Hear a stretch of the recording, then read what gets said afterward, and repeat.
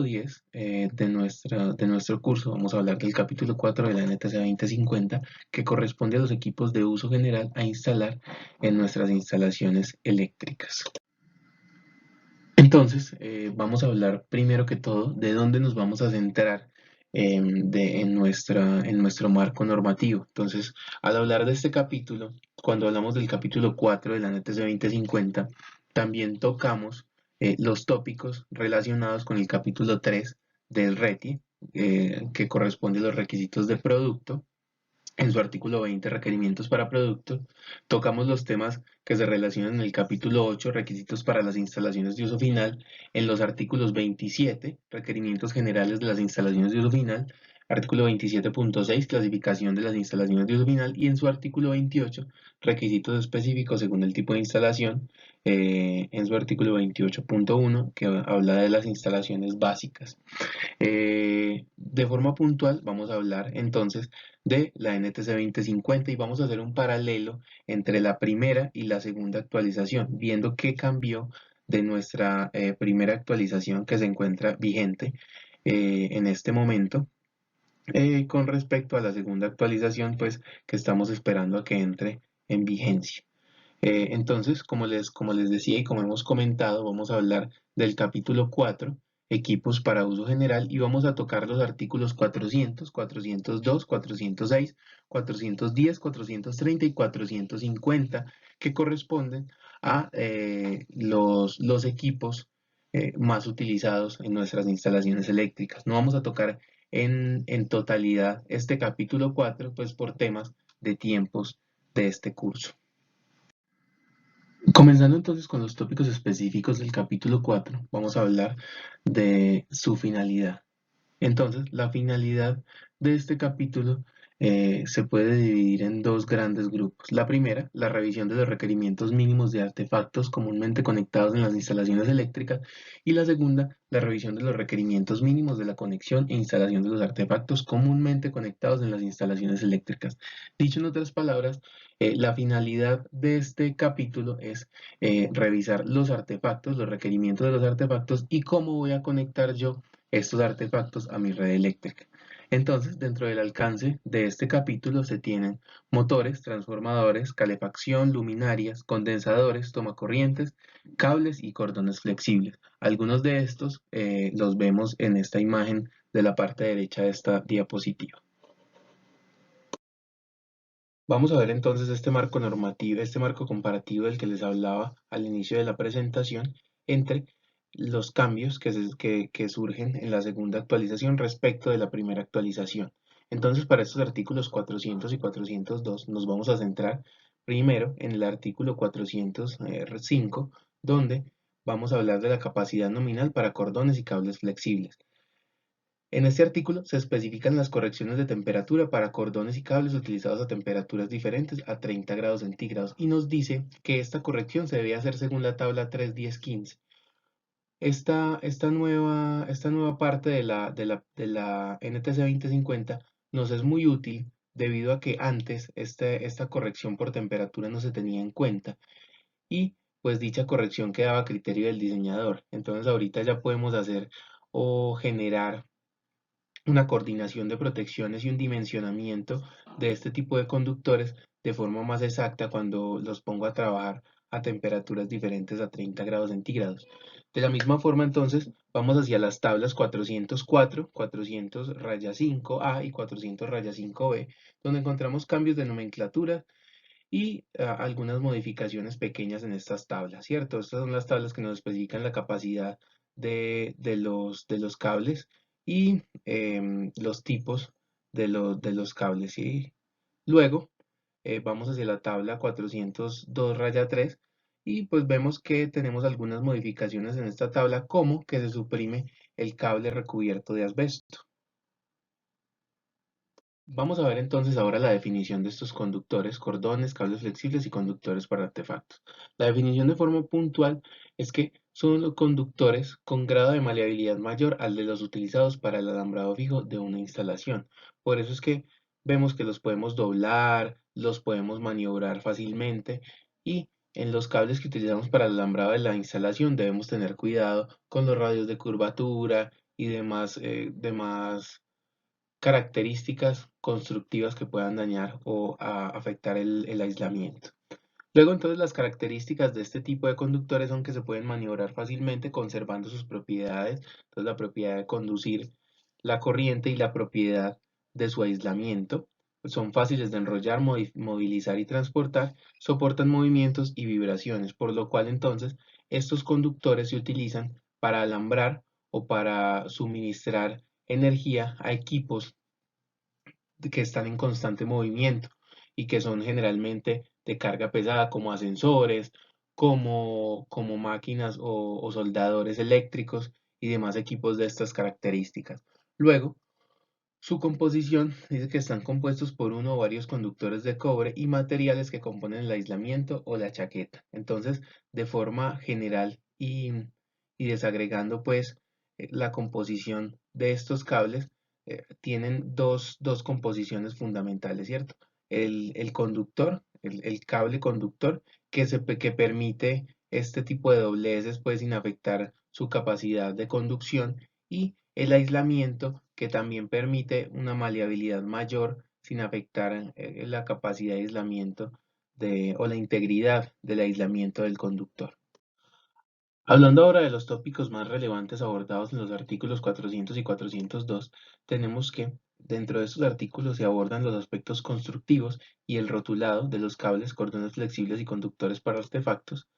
Se especifica el calibre mínimo de este tipo de conductores, que es de 18 AWG.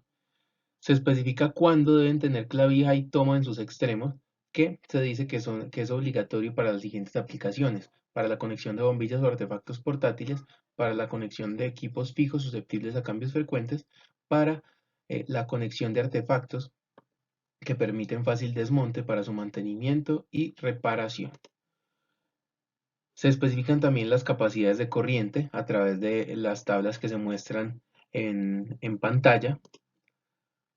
Se dan los usos permitidos para este tipo de conductores, que son para aparatos colgantes, para cables de ascensores, para artefactos de fácil desmonte o portables y para alimentación de alumbrado, el famoso alumbrado, la famosa alimentación de las luminarias a través de clavija y cordón. Y los usos no permitidos es que bajo ninguna circunstancia se pueden poner atravesando paredes, ventanas o techos y no se pueden reemplazar o el alambrado de circuitos ramales no se puede reemplazar por este tipo de conductores. Además, se especifican los requerimientos de protección y se dice que se debe proteger a través de una protección suplementaria, que va a ser una protección que se encuentra aguas abajo de la protección del circuito ramal, protegiendo este tipo de conductor de ser necesario.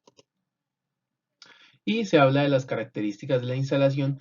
Dentro de las características más importantes que destaca es que no se deben realizar empalmes a estos tipos de conductores, pues porque al realizar un empalme pues dañamos la composición de su aislamiento y por ende estamos dañando ya todo el propósito del cable.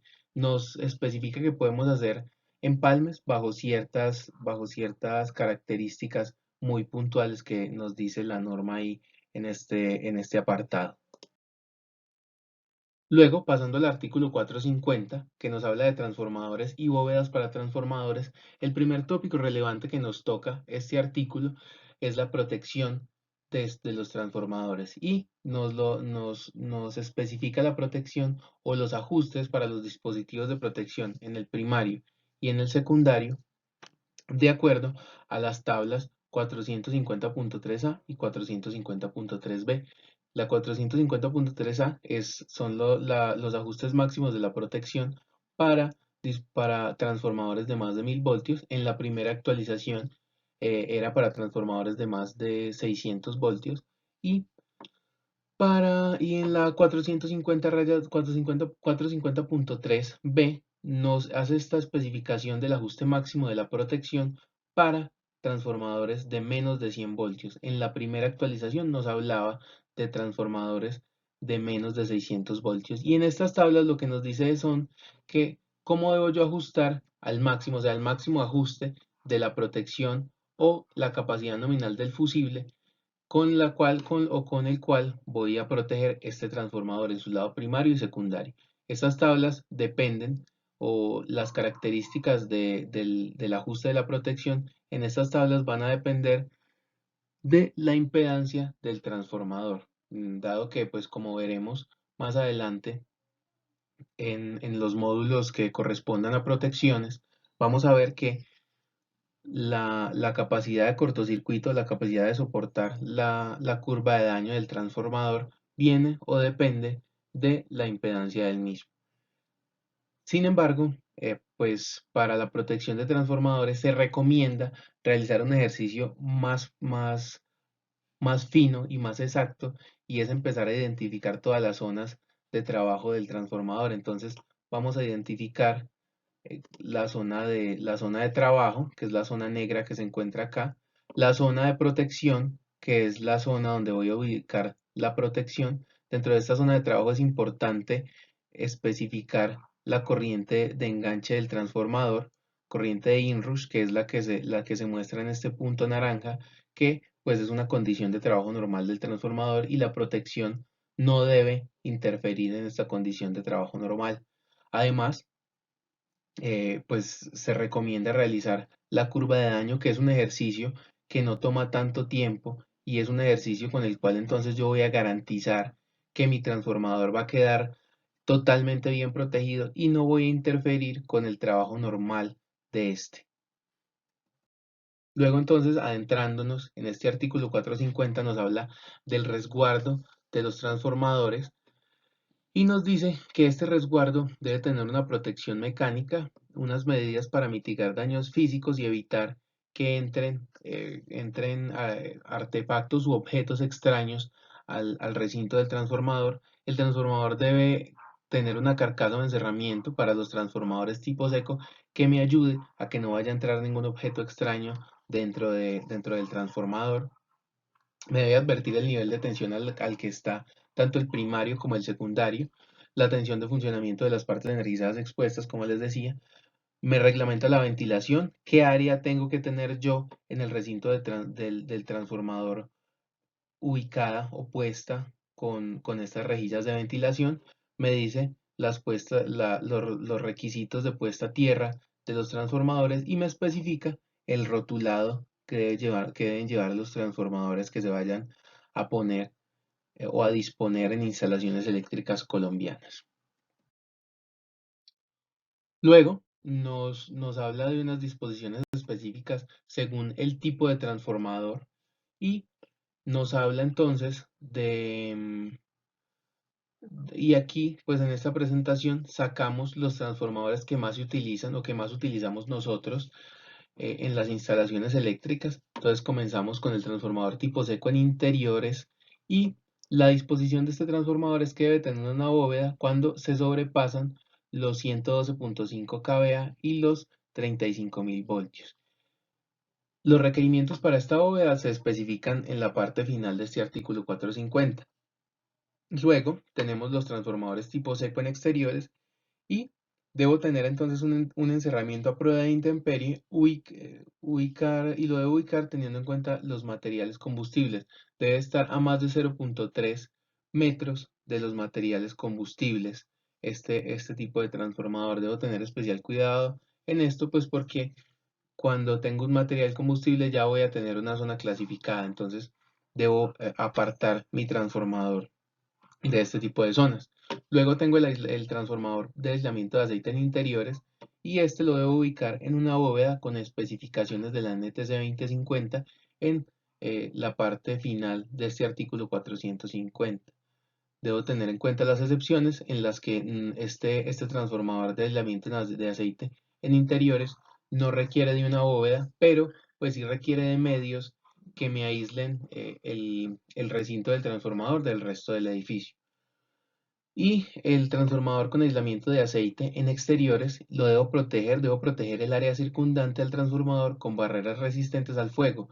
Debo tener una recolección y un drenaje del aceite, entre otros, para yo garantizar que este aceite de este transformador no se me vaya a, a lugares dentro de la instalación que puedan ser susceptibles pues a daños mayores. Además debo proteger la instalación y las áreas circundantes de posibles explosiones y daños en el transformador. Entonces, como les decía, en la parte final de este artículo 450 vamos a hablar de las bóvedas.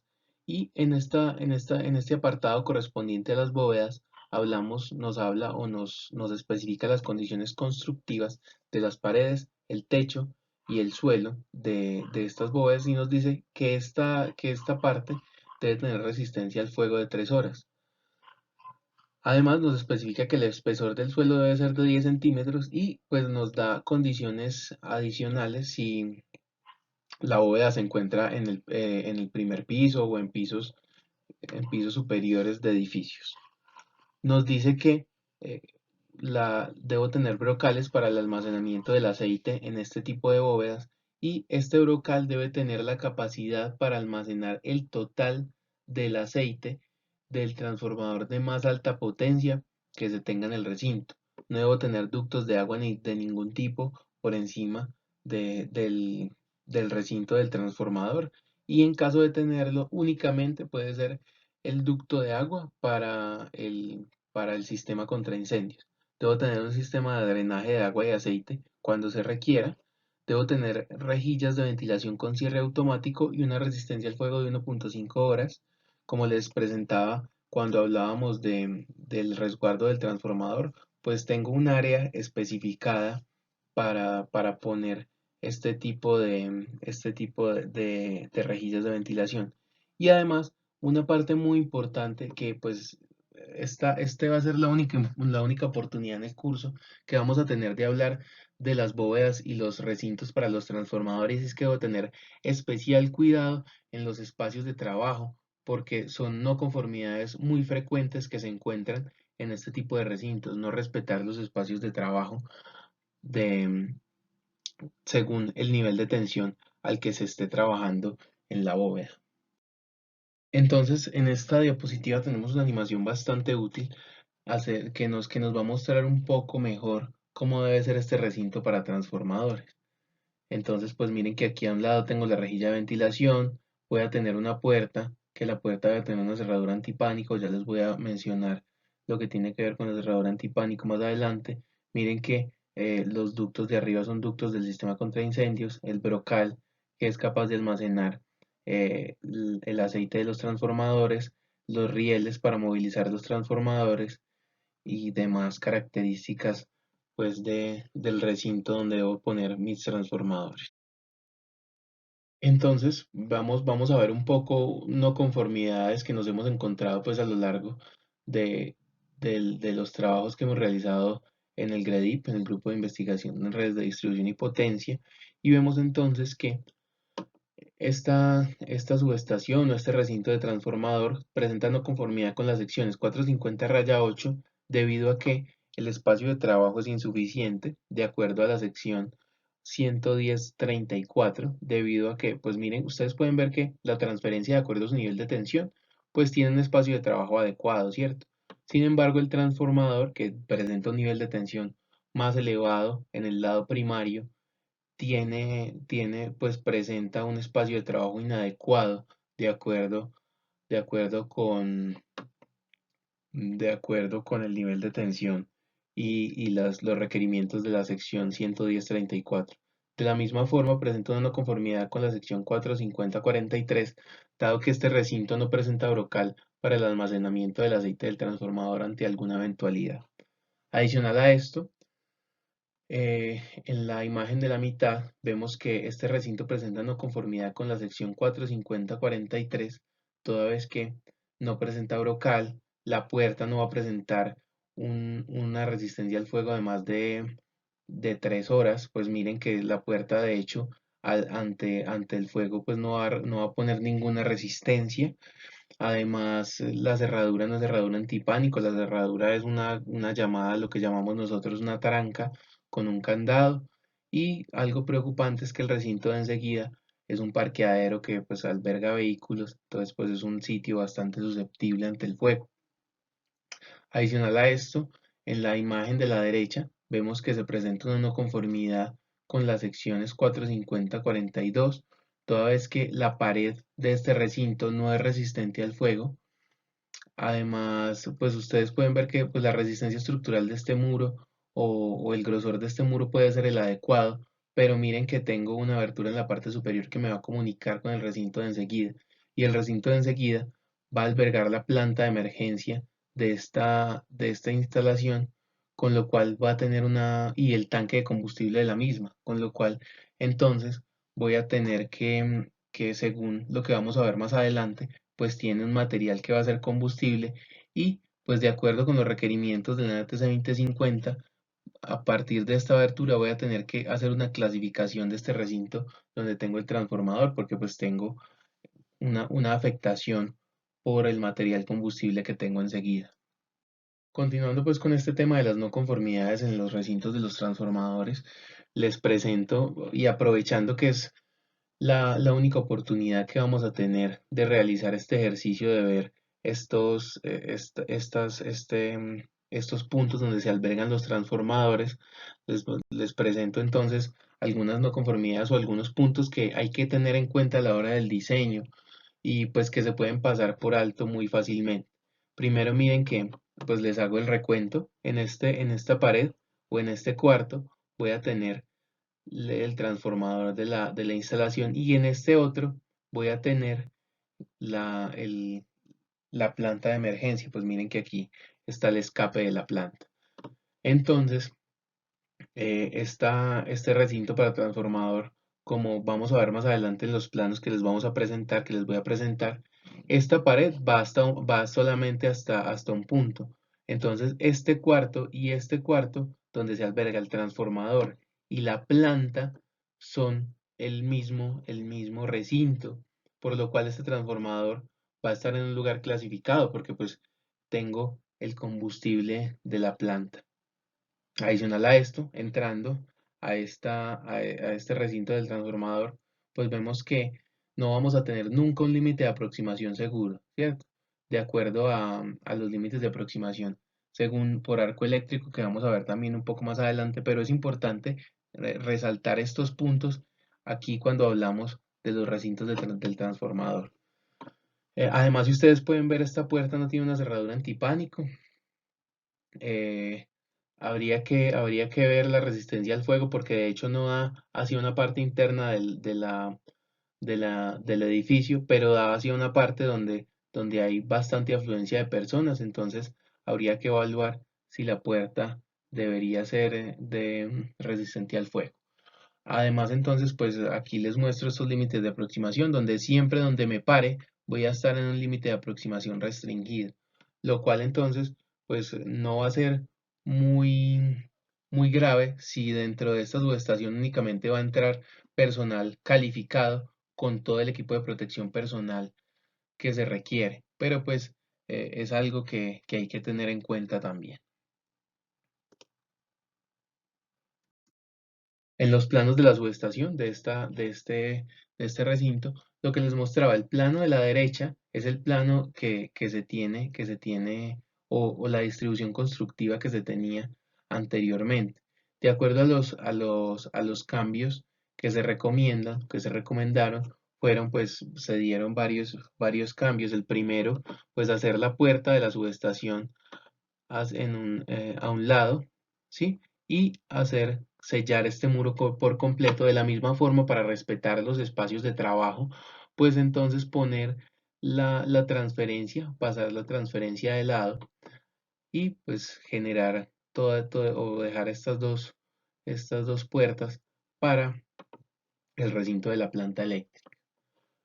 Adicional a esto, también se dio la recomendación de, pues yo puedo sacar el tanque de combustible de esta planta y pues alimentarlas a través de un sistema pues adecuado para alimentar la planta. De eso sí, no les puedo hablar, pero entonces pues se recomendó sacar el tanque, ¿cierto? Y hacerle un muro de protección al tanque y pues ya se puede dejar el recinto del transformador en las condiciones en que estaba, pues porque ya no voy a tener el material combustible dentro en todo momento.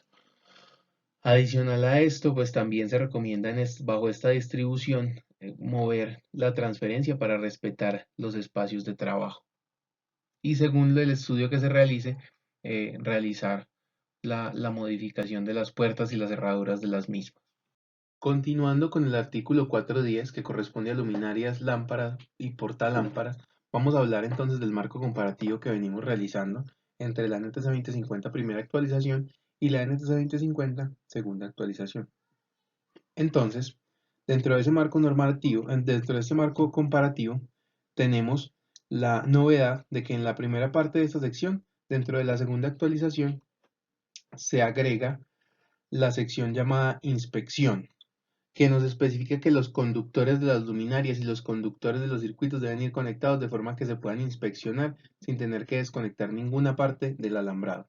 Además, se agregan las especificaciones de las luminarias LED que en la actualidad pues son ampliamente utilizadas en todo tipo de edificaciones y de la misma forma se modifican un poco los requerimientos para el soporte de las luminarias, toda vez que se cambia el valor que se especifica para el peso de las luminarias cuando se realiza el soporte de estas por medio de casquillo roscado. Entonces, la nueva actualización nos dice que no se debe hacer el soporte por medio de casquillo roscado si la luminaria pesa más de 3 kilogramos. Además, podemos ver dentro de este marco normativo que se modifica un poco lo correspondiente a la construcción de las luminarias en esta parte. Entonces, en la segunda actualización se especifica el rotulado de la capacidad nominal de las luminarias. Además, la parte J correspondiente a la construcción de portabombillas y la parte L correspondiente a tomacorrientes, conectores de cordón y clavijas de conexión ya no se especifican. Pero, por ejemplo, la parte L corresponde al nuevo artículo 406 que se especifica para tomacorrientes, conectores y clavijas. Entonces, dentro de todo este marco comparativo que estamos realizando, también vemos que la segunda actualización presenta cambios en las disposiciones especiales para sistemas de iluminación de descarga eléctrica de 1000 voltios o menos, toda vez que se agrega la contención para las lámparas de halogenuro metálico. Además, se agrega la sección 410-130G, donde se especifican los medios de desconexión para este tipo de luminarias en cierto tipo de usos. Adicional a esto se agrega la parte 15 correspondiente a la iluminación decorativa y accesorios similares que no estaba presente en la primera actualización. Adentrándonos entonces en este artículo 410, este tiene el alcance para tratar entonces luminarias portátiles, portalámparas, colgantes, lámparas de filamento incandescente, de arco de descarga eléctrica, productos para iluminación decorativo, accesorios de iluminación para uso festivo, temporal o de acuerdo con las estaciones, productos para iluminación flexible portátil, alambrado y equipos. Y vemos que esta definición de luminaria en la cual la luminaria se va a componer de la lámpara y el portalámpara, los cuales dentro de sí entonces las lámparas tienen diferentes tipos y los portalámparas de la misma forma tienen diferentes tipos, con lo cual esto me va a modificar la forma en la que voy a tratar mi instalación. Además, el artículo 410 nos reglamenta la ubicación de las luminarias y sus características teniendo en cuenta el uso del sitio donde se encuentra esta luminaria. Comenzamos entonces hablando de las luminarias ubicadas en lugares húmedos, mojados o corrosivos.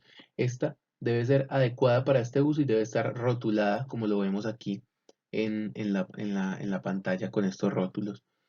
Luego, hablando de los ductos y campanas de cocina, estos deben ser adecuados para soportar vapores, grasas y aceites. Además nos dice que cerca de materiales combustibles las luminarias deben ser construidas, instaladas o equipadas con pantallas de protección o alguna protección para evitar que hacia afuera de la luminaria se tenga una temperatura mayor a 90 grados centígrados que pueda provocar la ignición de este material combustible, como ya vamos a ver, y vamos a ver un poco estos temas de ignición y de materiales combustibles y peligrosos cuando hablemos de lugares clasificados. Luego, entonces, tenemos que sobre materiales combustibles, los portalámparas deben estar ubicados mínimo a 2.5 metros sobre el piso. Esta es una no conformidad bastante común que encontramos en instalaciones que ya se encuentran en servicio. Y tenemos para las luminarias ubicadas en armarios, tenemos que se pueden usar luminarias incandescentes, fluorescentes empotradas, luminarias LED, pero pues estas cuando se requiera deben estar completamente encerradas. Bueno, en cuanto a los soportes de las luminarias, ya habíamos hablado del casquillo roscado en la parte del marco comparativo. Entonces, en cuanto a los soportes tipo poste, se tienen los postes metálicos y se agregan los no metálicos. En cierre raso, las estructuras de soporte deben ser tornillos, pernos o remaches. Los accesorios de canalización además deben soportar el peso de las luminarias cuando ésta esté soportada en estos, y se permite utilizar luminarias exteriores y su equipo asociado en árboles. Y en cuanto al sistema de puesta a tierra, las luminarias y equipos de iluminación deben cumplir con el artículo 250 y las partes expuestas se deben conectar a un conductor de puesta a tierra. En la parte del alambrado se nos especifica entonces que el alambrado sobre o dentro de la luminaria debe ir de forma ordenada con el fin de garantizar condiciones adecuadas para el aislamiento y la temperatura nominal de los conductores. Aquí es importante establecer radios de curvatura adecuados que no vayan a afectar la integridad del aislamiento del conductor. Además, nos especifica el calibre mínimo para lámparas incandescentes de 14 AWG si el portalámparas es de casquillo roscado o de base media, o calibre 18 AWG si el portalámparas es de casquillo tipo candelabro o intermedio. Nos dicen que no se permiten empalmes o derivaciones, salvo algunas excepciones que especifica la norma. Y finalmente nos habla de que no debemos someter los conductores a tensión mecánica. Aquí tenemos entonces, siguiendo la dinámica de toda esta presentación, algunas imágenes de no conformidades. En el primer caso, podemos ver que la luminaria está fuera del rango permitido para luminarias sobre el material combustible, de modo que tenemos una no conformidad de acuerdo con la sección 410.12. Y en la segunda imagen podemos ver no conformidad con la sección 410.56, porque los conductores están sometidos a tensión mecánica, además de pues, todas las violaciones que presenta esta imagen y que podemos ver acá en pantalla. Ahora vamos a hablar del nuevo artículo, el artículo 406 correspondiente a tomacorrientes, conectores de cordón y clavijas de conexión. Como puntos importantes a tratar en este artículo referentes al marco comparativo entre las dos actualizaciones tenemos que, pues principalmente o de forma inicial, tenemos la sección 406.2 que nos habla de las definiciones. Esta sección nos incluye en la parte L de la sección 410, donde antes se encontraban los tópicos correspondientes a tomacorrientes, conectores de cordón y clavijas de conexión. Además, la sección 410.56, llamada capacidad nominal y tipo, ahora se convierte en la sección 406.3, denominada valor nominal y tipo del tomacorriente, en la cual además se especifica el rotulado de tomacorrientes. Se agrega el rotulado de tomacorrientes controlados, este es un tema que vamos a tocar más adelante, y se utilizan especificaciones para tomacorrientes con cargador USB. También se incluye la sección 406.4 que nos habla de requisitos generales de la instalación, y se hacen especificaciones más de tipo constructivos, como por ejemplo que se agregan los tomacorrientes resistentes a manipulaciones, los famosos tamper resistentes. Además, pues se agregan las especificaciones para tomacorrientes en mesones, superficies de trabajo y asientos. Se agregan también las tapas frontales si estos tienen cargador USB, y se hace una especificación de la identificación del polo a tierra, el cual debe ser un tornillo o una tuerca de color verde con cabeza de forma hexagonal. Siendo así entonces, el alcance de este artículo tiene que ver con el valor nominal, tipo e instalación de tomacorrientes, conectores de cordón y clavijas de conexión.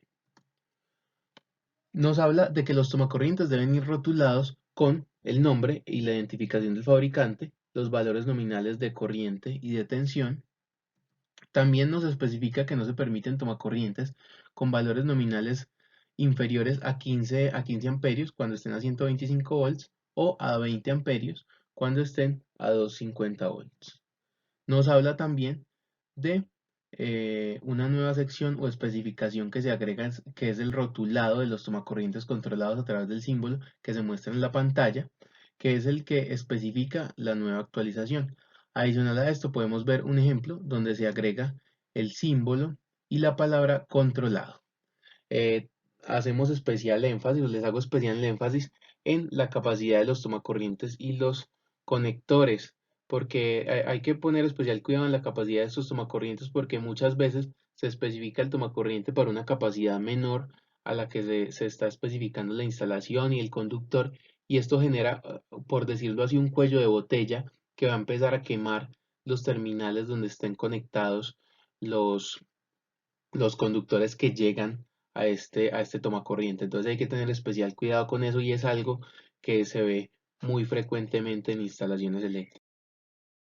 Además, este artículo 406 también nos habla de la instalación de los tomacorrientes, los cuales deben ir en circuitos ramales de 15 y 20 amperios y deben ser de tipo con polo a tierra. Los tomacorrientes además se deben montar en cajas o conjuntos diseñados para su uso como tal. Deben tener tapas frontales o sus tapas frontales no deben sobresalir o deben sobresalir un mínimo de 0,4 milímetros. En mesones de superficie de trabajo se permiten los GFCI o se requieren los GFCI. No se deben instalar con el frente hacia arriba. Esto pues favoreciendo que no les vayan a entrar objetos extraños o que al hacer el aseo no les vaya a entrar agua y demás y provocando pues ya condiciones peligrosas para el personal dentro de la instalación. Y se deben cubrir con un encerramiento para evitar la exposición de terminales energizados del alambrado. O sea, debemos evitar que haya frentes muertos de partes, debemos tener frentes muertos de partes energizadas cuando tengamos tomacorrientes en una instalación. También se hace una especificación de las tapas frontales metálicas, las cuales deben ir puestas a tierra. En cuanto a las tapas que son diseñadas con material aislante, este material no debe ser combustible y se especifica el espesor mínimo para ellas. Hay que tener también cuidado con el material de las tapas que no son combustibles porque recordemos que ante la presencia de un incendio lo que mata principalmente a las personas no es el fuego como tal, sino el humo que desprenden todos estos materiales plásticos que se encuentran en la instalación. Hablando del artículo 406, cuando se refiere a lugares húmedos y mojados, entonces debo tener en cuenta que el encerramiento debe ser a prueba de intemperie cuando cuando se presenten estos casos con la protección IP adecuada para este uso. Recordemos que la protección IP viene dada por dos números. El primero tiene que ver con la protección contra polvo y esta protección contra polvo va a ir desde 1 hasta 6. El grado 1 va a ser protegido para la entrada de un objeto más grande que 50 milímetros y el grado 6 nos va a decir que es un tomacorriente antipolvo donde no va a ingresar el polvo por durante 2 u 8 horas. Luego, el segundo dígito tiene que ver con la protección contra agua. Esta protección va desde 1, que nos dice que está protegido contra la caída vertical de gotas de agua y nos va a limitar el ingreso permitido, pasando por 5, que nos va a decir que es un tomacorriente protegidos contra chorros de agua, y llegando a un nivel de protección que es el más elevado, que es el 8, que nos dice que va a tener una protección contra los efectos de la inmersión en agua bajo presión por largos periodos. Es importante que tengamos en cuenta que para intemperie debemos tener un tomacorriente por lo menos IP5 en grado de protección de ingreso al agua, es decir, que soporte chorros eh, de forma, de forma directa. Además, entonces, nos dice que la instalación adecuada para lugares mojados es adecuada también para lugares húmedos, pero no en caso contrario, porque es importante tener en cuenta esta definición y diferenciación. Entonces, vamos a ver que un lugar húmedo va a ser un lugar protegido de la intemperie y que no está sometido a saturación de agua u otros líquidos, pero está expuesto a grados moderados de humedad. Y un lugar mojado va a ser pues puede ser una instalación subterránea de baldosas de concreto o mampostería en contacto directo con la tierra en lugares expuestos a saturación de agua u otros líquidos como las áreas de lavado de vehículos y los lugares expuestos a la intemperie y no protegidos. Además, nos especifica que dentro del espacio de ducha o tina no se deben instalar tomacorrientes ni dentro ni en un radio circundante a este espacio. Se agrega también la sección correspondiente a tomacorrientes resistentes a manipulaciones. Todos los tomacorrientes de 15 y 20 amperios a 125 y 250 voltios de tipo sin bloqueo se deben ubicar en las áreas especificadas en la norma, como lo son unidades de vivienda, habitaciones en hoteles y moteles, instalaciones de cuidados infantiles y educación preescolar y primaria, oficinas de negocios, consultorios médicos y odontológicos, lugares de espera, dormitorios y pues dentro de todas las especificaciones que nos dé la norma. En estas imágenes entonces podemos ver un par de no conformidades. Por ejemplo, este tomacorriente del lado izquierdo se encuentra instalado en el suelo sin ningún tipo de protección y presenta una no conformidad entonces con la sección 406-9D.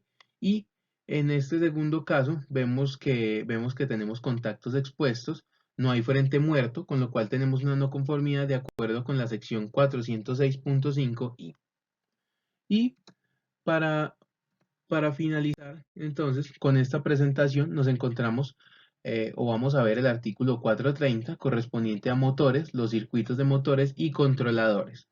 Con respecto a las diferencias entre la primera y la segunda actualización, tenemos que no se evidenciaron novedades fuertes, salvo las siguientes. En la parte de generalidades se agrega la definición de controlador, equipo seccionador del sistema y conjuntos de válvulas con activadores de motor. Además, entonces, en la parte de circuitos de control de motores se agrega la sección 430.74, disposiciones eléctricas de los circuitos de control y cuando hablamos de controladores de motores, la sección 430-19, tipos de encerramientos para controladores de motores, no se incluye en la parte en la segunda actualización. Podemos ver que esta definición de controlador es bastante importante porque ya nos habla de una automatización en las instalaciones eléctricas con presencia de motores. Adicionalmente vemos que se adiciona la reglamentación para sistemas de accionamientos a velocidad variable, lo que es bastante útil porque ya vamos a reglamentar todo el tema de la automatización en las industrias y en los sitios donde se necesiten motores. Y también cambiamos esta sección para circuitos de motores a más de 600 voltios nominales por circuitos de motores a más de 1000 voltios nominales. Y también tuvimos ciertos cambios a nivel de tablas, donde se omite la tabla 430-152 que nos habla de la capacidad nominal máxima o ajuste de disparo de los dispositivos de protección para circuitos ramales de motores contra cortocircuitos y fallas a tierra. Este artículo entonces trata sobre las generalidades de motores, conductores de los alimentadores y circuitos ramales de los motores y de su protección, protección contra sobrecarga de los motores, circuitos de control de motores, controladores de los motores, centros de control de motores.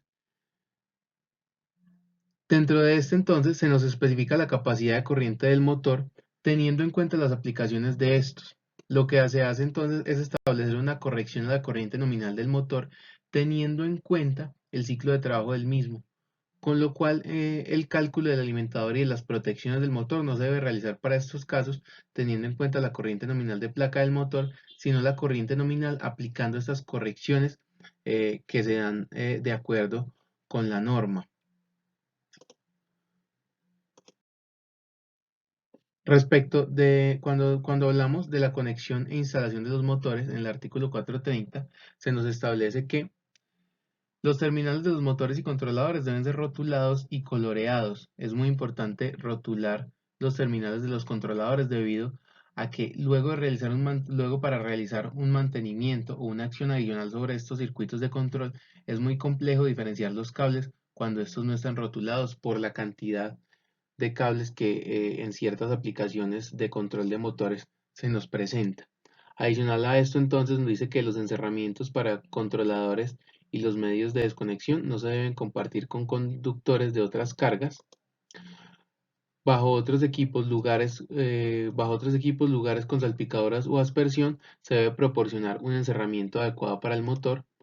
El motor debe estar ubicado en una buena ventilación y debe tener un buen mantenimiento, lo que adicional a lo que nos va a afectar la eficiencia energética del motor, debido a que pues, la eficiencia se ve afectada por factores como la temperatura a la cual esté trabajando el motor, si el motor tiene pues una buena alimentación de acuerdo con la calidad de la potencia, si el motor se encuentra diseñado para trabajar a la altura a la que se encuentra ubicado. Digamos, la mayoría de los motores se encuentran diseñados para trabajar por debajo de los 1000 metros sobre el nivel del mar.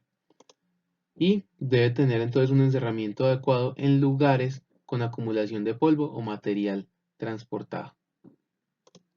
Para finalizar entonces les presento esta imagen donde podemos ver una no conformidad de acuerdo con la sección 430.11, dado que el motor no tiene un encerramiento adecuado para lugares con aspersión. Y esta es una empresa donde hay bastante material particulado, bastante polvo. De hecho podemos ver ahí un poco en todo el eje del motor que tenemos mucho material particulado. Con esto, entonces, terminamos nuestro recorrido por el capítulo 4 de la NTC 2050.